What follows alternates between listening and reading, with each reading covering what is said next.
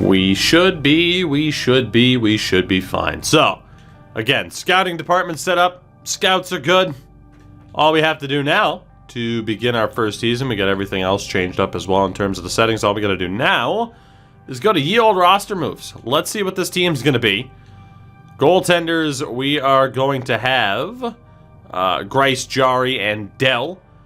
Defensively, oh god, Alexiak, Butcher, Marchment, Gudis, Borowiecki, McDermott. Goodbranson's got to be on the team. Yeah, Goodbranson's going to get the call-up as well. He'll be our 7th defenseman. And then forward-wise, Kreider, Schultz, Cassian, Simmons, Pozo, yeah, whatever. I don't need to name everybody off. You guys know. So I hate to say for Sandy McCarthy. We're going to have some good options here that are the odd men out. And if we take a look here at the 79 overalls, I mean, I think Baumgartner is going to kind of be the odd man out there just off of name value. I'd rather have Rob Ray and Kipper. Somebody there as the extra. So we go over. Again, like I said, goaltending is pretty straightforward. Let's see what we got on defense then here. So the real question. Borowiecki has to be a second pair defenseman. Marchment and Butcher ideally as well, second pair defenseman. If I take Borowiecki out for Gufferson, okay, it doesn't really help. It doesn't really help. A lot of options for lefty, righty as well. How exactly are we going to do this?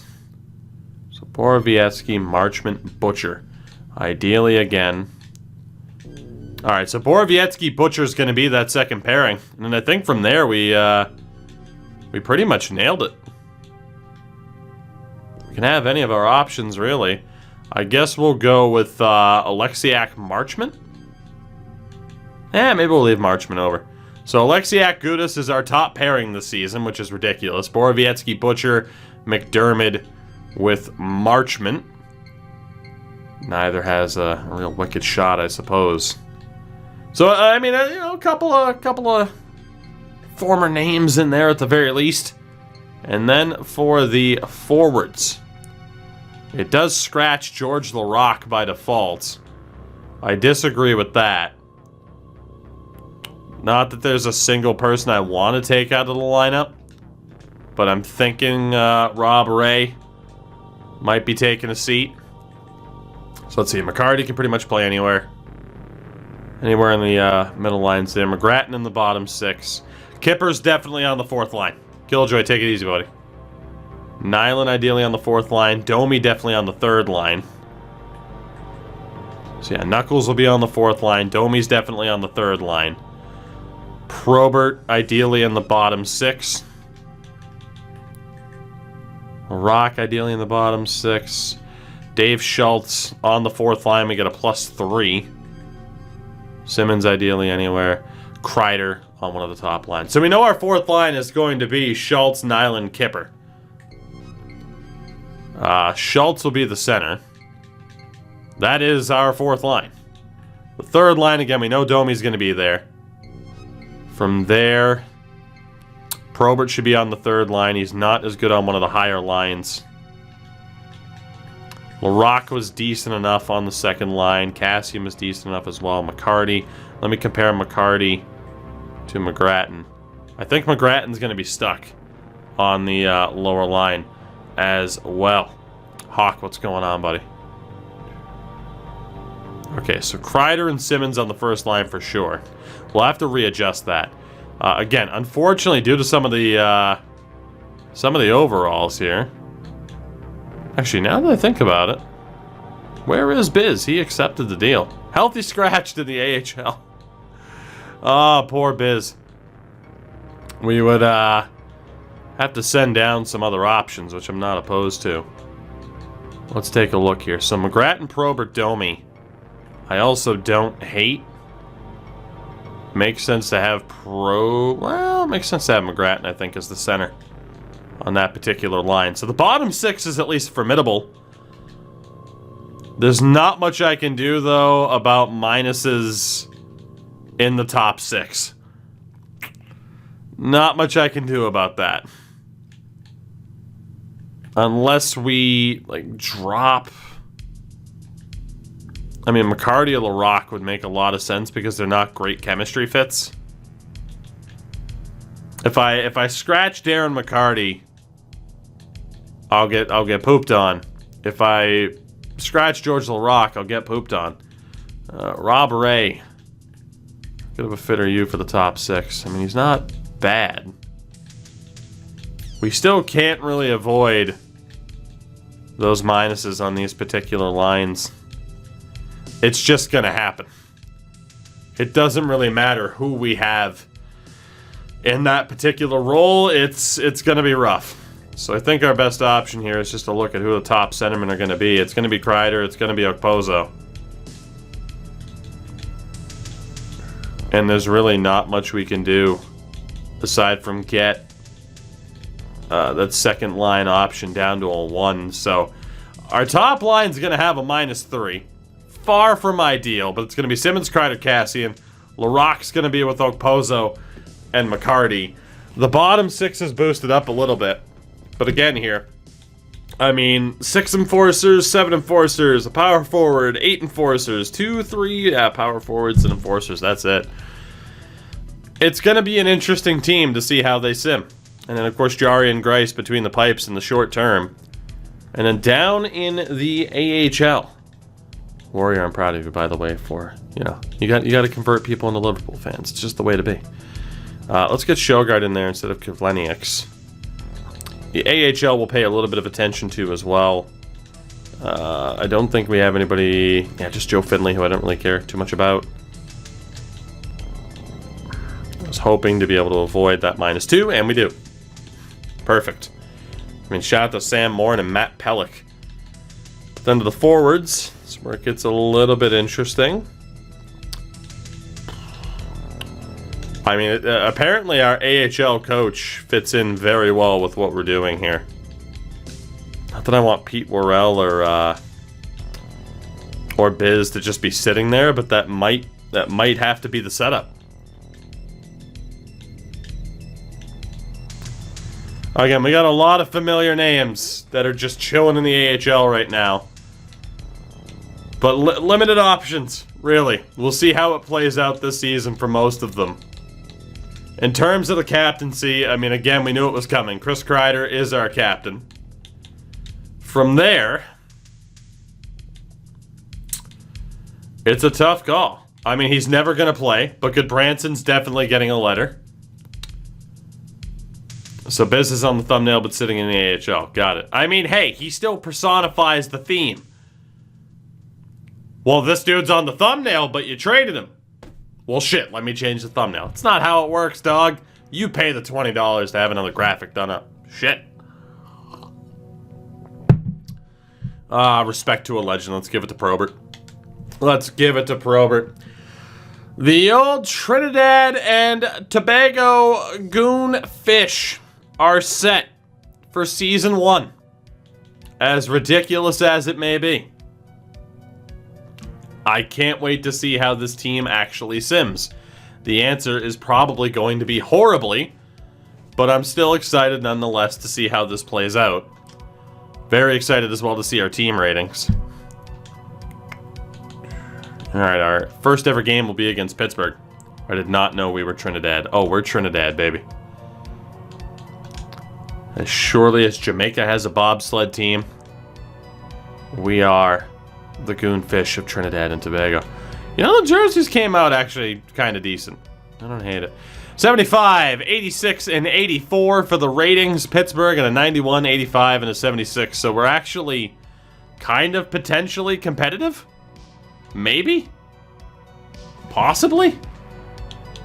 Let's see what happens here. We shall sim the opening month. Goon squad is officially underway. We lost to Pittsburgh. Bob Probert immediately gets hurt. And of course, we'll take a look at the draft class relatively soon. 1, 4, and 1. Probert's healthy. We're just going to leave him out for the moment. So obviously go with the assistant coach replace player option. The Canucks have already fired their head coach. See you later, Travis Green. Higher total this season, fights or goals? Probably goals. We're 2-6-1. Not the ideal start, to say the least. Let's keep marching on here. Thomas Greiss managed to pick up an injury as well. We might end up turning injuries off. Time will tell. 4-10-2. Apparently doing quite well without Thomas Greiss as one of our goaltending options. Oh, we're still winning pretty consistently. Morrow, thank you for the follow. It is appreciated. 16-4-4. We'll go to January 1st before taking a look at the stats. That'll get us to just about or just beyond the midway point of the season. So Wayne Simmons went down to an injury as we beat Philadelphia 3-0. Jody Shelley hurt down in the AHL. Oh my God, are we on a winning streak right now? Holy hell. Where's McSorley? Not in the game. If he was, I didn't notice him as an enforcer at least. 13-17-5. 14-18-5 as of January 1st. Zach Kassian leading the team in points. We are just 4 points out of a playoff spot. Let's sim to game 41 here. We're playing the Rangers at MSG. That's a 3-2 shootout loss. And then we lose 4-3 to the Ottawa Senators as well. Arizona, it's a 3-1 win. And we'll stop after this game against Washington, where we lose 3-2. So as of the halfway point of the season, we are really just 6 points out of a playoff spot. 15-20-6 on the year for the Goonfish in their first season. Let's take a look here. The offense is Tampa's the #1 team. No real shock there. We don't have the league's worst offense. 101 goals scored on the season. Philly at 94. Our goals against is the second worst, though. We cannot play defense. Total power play is, oh my God, our power play percentage is at 14%, which is bottom 5. Our PK at 80%. We have been shorthanded 175 times. By far the league's most penalized team. You'll love to see it. You'll love to see it. Good job, boys. Good job. Setting the tempo for this series. Fantastic. That is what we're here to do.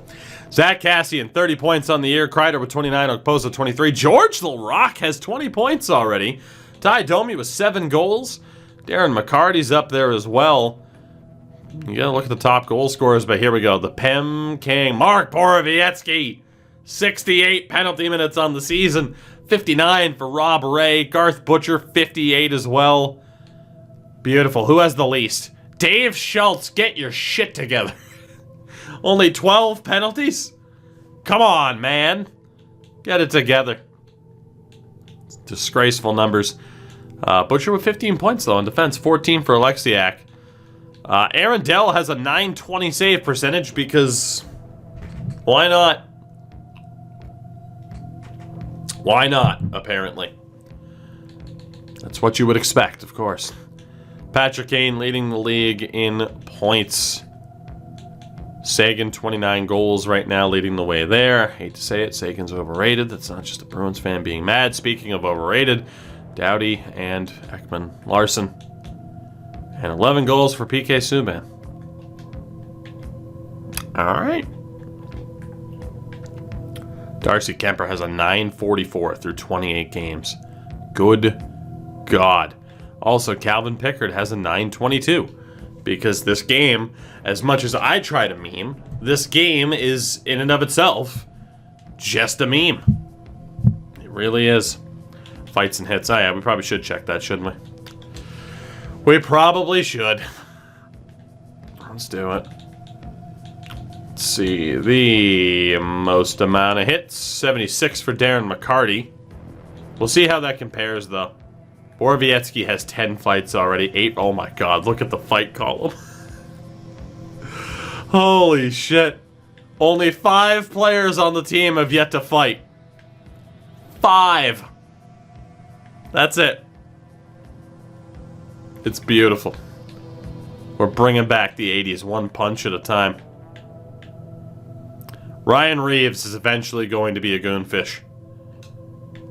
I hope by the end of that contract. But by God, Ryan Reeves will be on this team eventually. He has to be. Let's keep it going.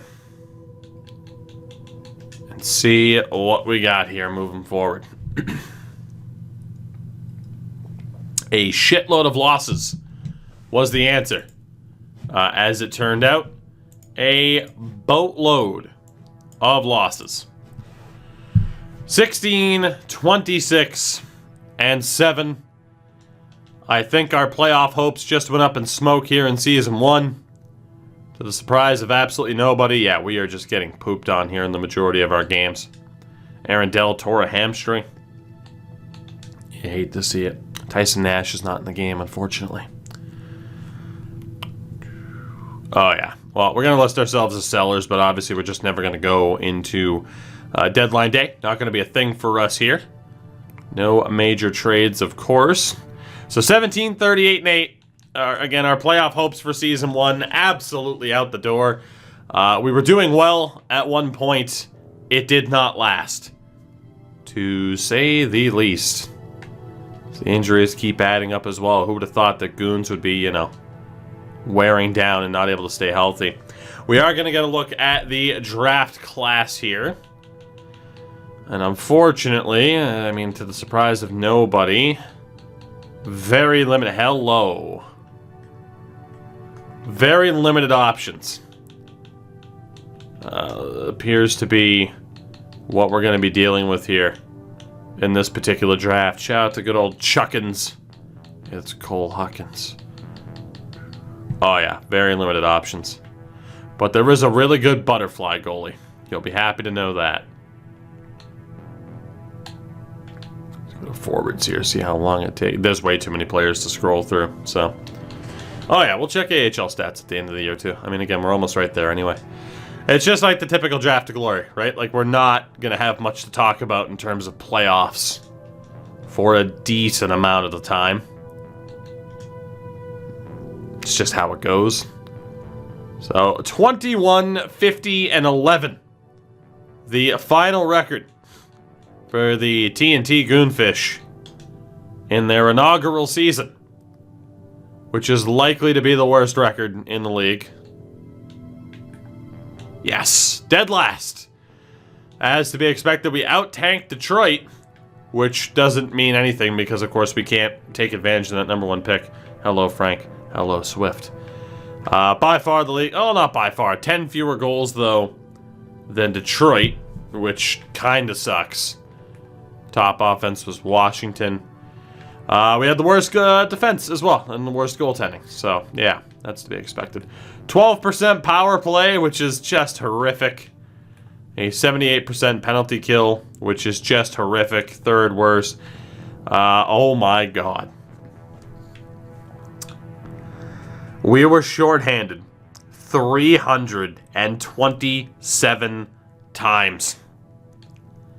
Philadelphia, the second most penalized team, at 276.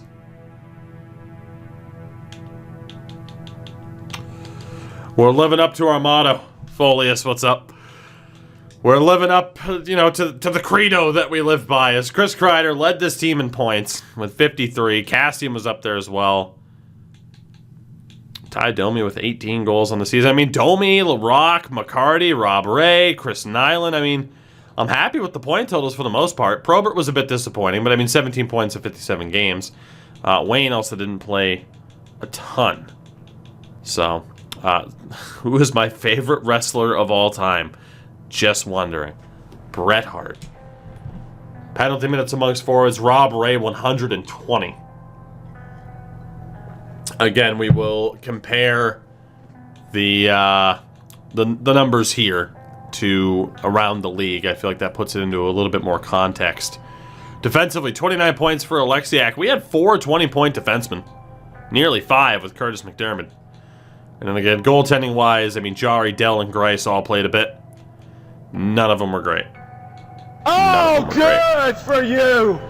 Around the league, player of the week. What's going on? Thank you for the follow. Ovi crushed the league. No real surprise. 63 goals. Sagan scoring 57. Like, I love Tyler Sagan, but he's overrated in this game, unfortunately. And then points amongst defensemen. Don't worry, we're checking fights and PEMs and all that. John Carlson, of course, does extremely well. Burnsy with 18 goals. Speaking of overrated, Oliver Ekman-Larsson. And goaltending-wise, 926 for Hank. Of course, we have to use EA's most recent update. Got no choice. Hence why Lundqvist is in. Top rookie is going to be Kaprizov. Lafreniere was up there, though. Dylan Cousins. Stutzla up there as well. So really quickly then, most penalized players. Borowiecki, Rob Ray, Darren McCarty. So we had the top three. 3 out of the 4 players that had over 100 penalty minutes were on the old Goon fish. And you see here, the only players not on our team, Ryan Reeves, Rob Ramage, and Brad Marchand. Which is fantastic. What else do we got? The most hits belong to Brad Marchand. We actually didn't even really have somebody up there that was really high up in hits, which is pretty disappointing. Most blocked shots was Tyler Myers. Alexiak was up there, though, which is pretty good. The most fights, Ryan Reeves. But you look from there. Borowiecki, McCarty, Rob Ray, Bob Probert, Garth Butcher, Ty Domi. Oh, we had 6 players who had at least double digits in fights on the season. Brings a damn tear to your eye. It's beautiful. Oh, our beautiful team, I tell you.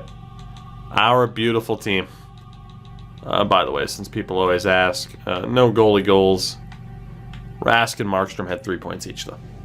So, yeah, not too bad. Not too bad for our first season.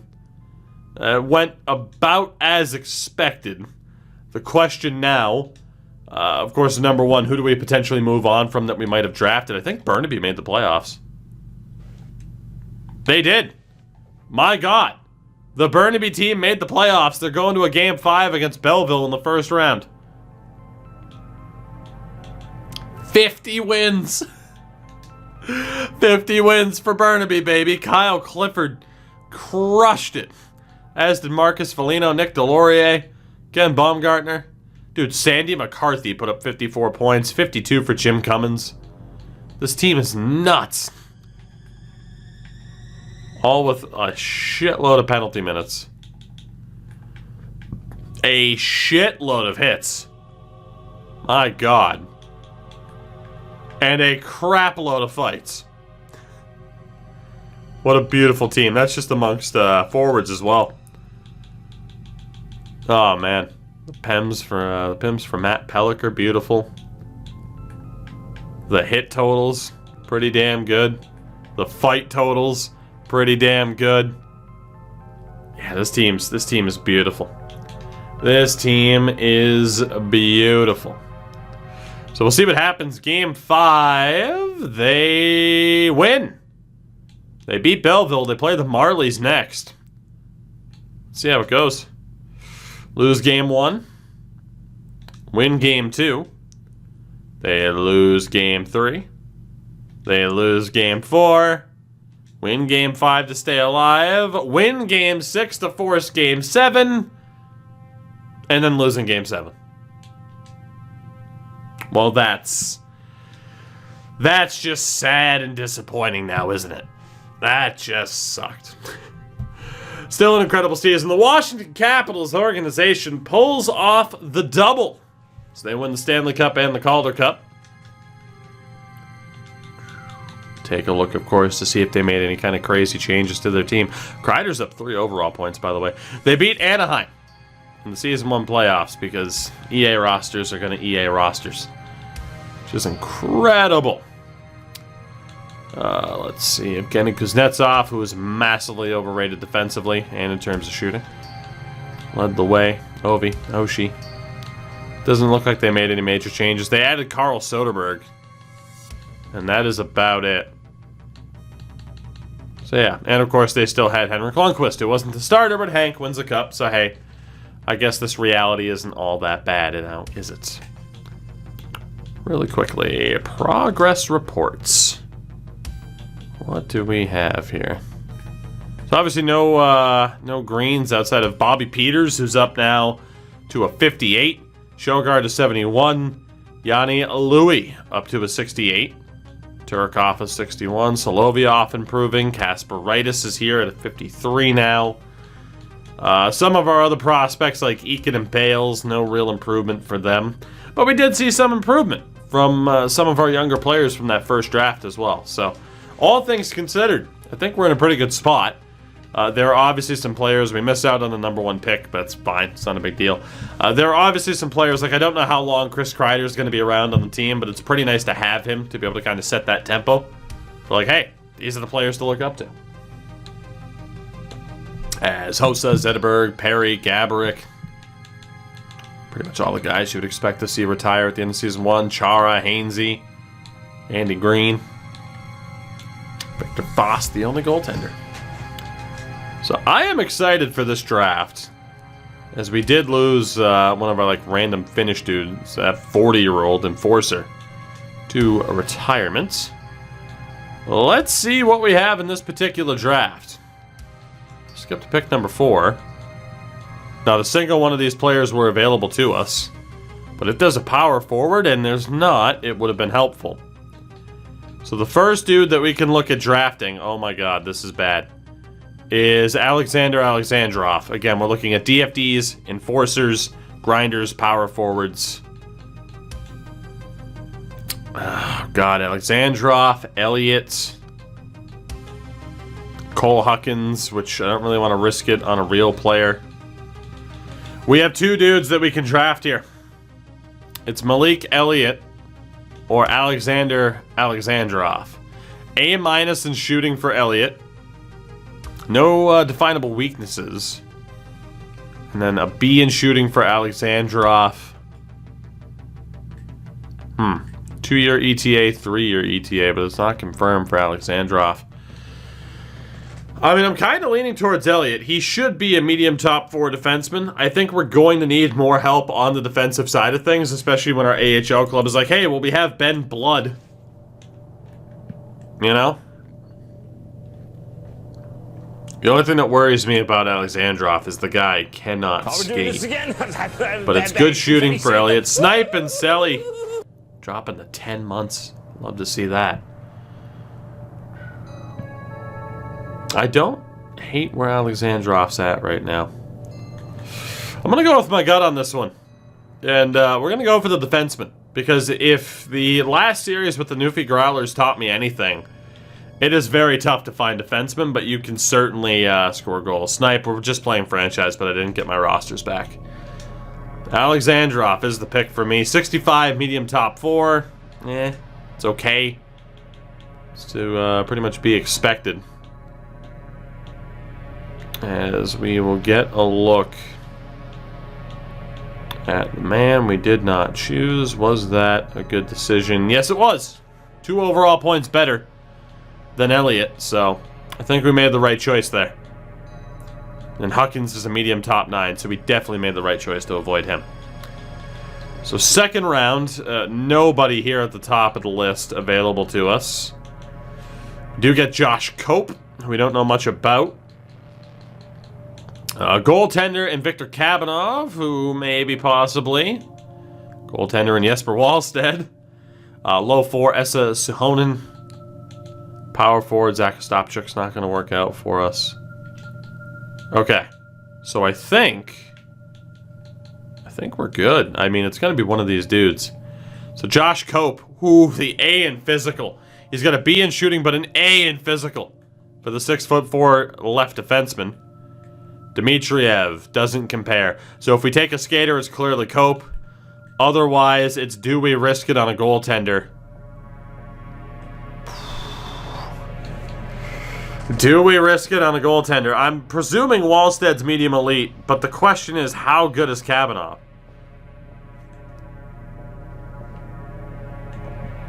He's got a carry price comparison, man. I think we have to go with Cope because we've seen it time and time again. Do goaltending stats really matter? You know, you look at Draft to Glory, you look at the Draft to Glory there with the Maritime QMJHL teams. We didn't make it to a Stanley Cup final with a 90 overall goaltender, you know? We didn't make it there. Wallstead's medium starter. No, nice. So yeah, we're going to go with Josh Cope then. The big American defenseman. The next Dylan McElrath. I mean, he is an actual enforcer. 59 overall, medium top 6. You know what I want to do really quickly is go back and look at Alexandrov and the stats here, the attributes. Yeah, he's really nothing special. He's not even overly physical. So that's not that bad, or not that great. Cope has 87 body checking out of the gate. He's not overly aggressive. Fighting skills only a 75. But we do get an actual enforcer. Josh Cope. He is our dude. Moving forward. Let's check to see how good those goaltenders were. I mean, I guess we already know how good one of them is. And we... Yeah, Kabanov was a medium elite. 60 overall, though, so, I mean, he's not that much better than the goaltenders we already have. So next up, Grayson Peterson. Morgan Pitton. We get Braden Hainsey as well. Zach Stringer. I hate to tell you, man, we're going to be going for computer-generated players because it gives us a better chance to have someone with a high potential and overall. Yeah, Bryce Montgomery doesn't work either. Stuart Roloffs. Talon Boyko, of course, is real. Okay, so we have our short list. Again, 2 goaltenders, 2 forwards. So Pitton we know nothing about. And then there's Hainsey, who had a 924. 19 years old, though, shorter goaltender. I think we're going to go for Peterson or ColecoVision here. C- shooting. Not much going right there for Grayson Peterson. Not much going right for Bo Coleco either. C- in shooting. So better puck skills to Peterson. Much better senses. Better skating. Better pizza, Papa John's. It's got to be Grayson Peterson here. I don't know if he'll actually be a grinder. But I think Grayson's our guy. Let's go for Peterson. Not bad. 58 overall, medium top 9 grinder. That's not bad for the type of team that we're building. Again, high skill guys are going to be pretty unlikely aside from like power forwards and DFDs. That's not that bad. That is not that... Oh! Well, we had no way of knowing that. We had no information on the guy whatsoever.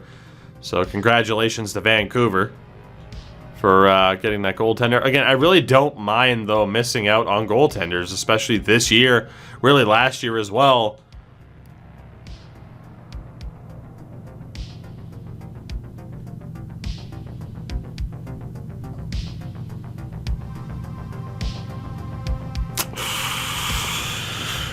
Oh, boy.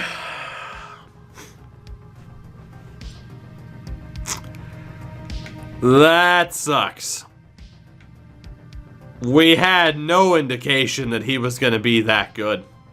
None. We had no indication that he was going to be that good. No, we can't trade. We don't have anything of value to get him. Coleco was a medium elite. I mean, you guys saw it with the draft report there. There's nobody that would have been like, yeah, for sure, this guy's going to be medium elite. He's going to be great. Like, that's just one of those hindsight picks that is just a swift kick to the groin. It really is. Alright, let's see if we can bounce back. That's a tough pill to swallow that's going to take us a long time to overcome. I mean, those are the type of players we really need to be able to find. And to miss out absolutely sucks. Alright. We have one skater here, Yuri Leeson. Just bang average with a lot of C's. But there is that butterfly goaltender in Copeland. Kosa's obviously out. I mean, it's fairly obvious. I mean, that defenseman's not looking like anything special. We go for the gem goaltender in Matt Copeland. Or Copeland. So, you are the pick. Okay, that helps a little bit. I mean, we bounce back with a medium elite goaltender. Still having a decent draft. But obviously, it would have been much, much better to end up with that medium elite grinder. God damn. It's going to be tough to remember to view this draft in a positive light despite the unfortunate set of circumstances that we've seen play out. Let's see. Okay, we got a couple of options here though on the board now here in this round. T.S. Gunnarsson, Tristan Lennox. We're not really interested in another goalie. Maxim Ovechkin, Frank Jenkins, good old Frasca, Emmanuel Whitmore. Okay. What do we got? So Ray Howden. B shooting, B physicality. Can't skate worth a damn. Looks like he could be a half-decent defensive defenseman. Per Jacobson. We could just risk it for the potential. It's a B in shooting. He's nothing too special. What about Maxim Ovechkin? I mean, a B minus in shooting. Everything else is shit. Matthias Gunnarsson. A minus senses, B in physicality. For the 19-year-old. Jacob Finley, B minus in shooting, B minus in physicality. What about Jakub Filatov? Probably take him off the list. And then Whitmore, because we don't really need a goaltender. So then there were 4.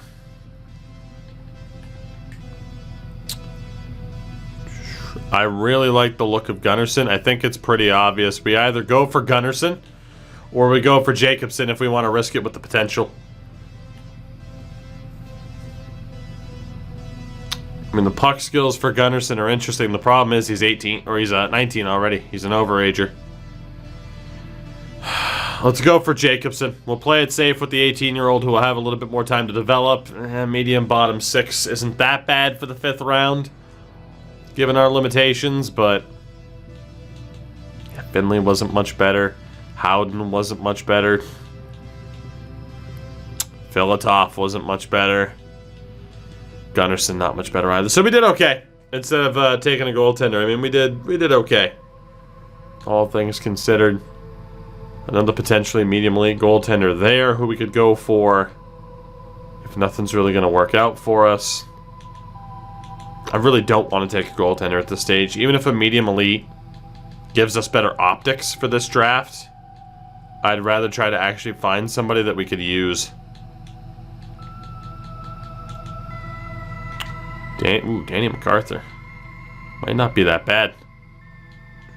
DFD for Koznoff. We are getting to the stage where we're going to have to just sort by potential at some point soon and hope for the best.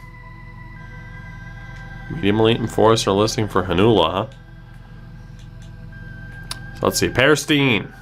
B minus in shooting. Nothing really there for Steen. Hanula.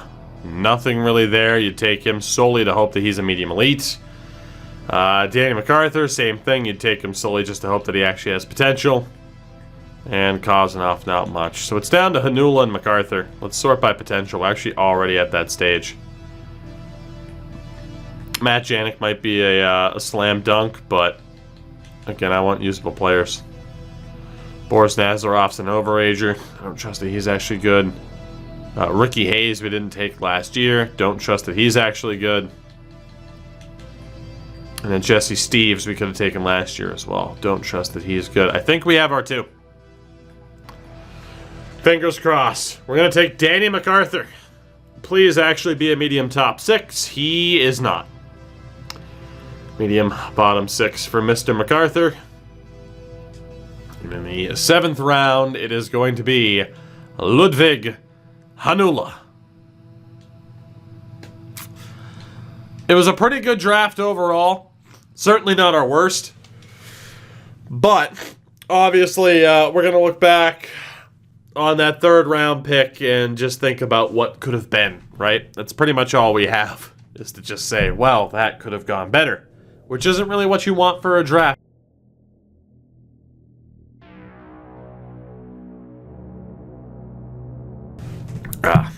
God. So, overall, first draft, it went okay. You know, we look ahead to the situation now, goaltending-wise. Dell and Werner are going to be dropped because we're going to be looking at signing the likes of Peters and Copeland pretty soon. So we already know Aaron Dell is going to be dropped. We'll just go ahead and drop Werner as well. He's not really going to develop into much.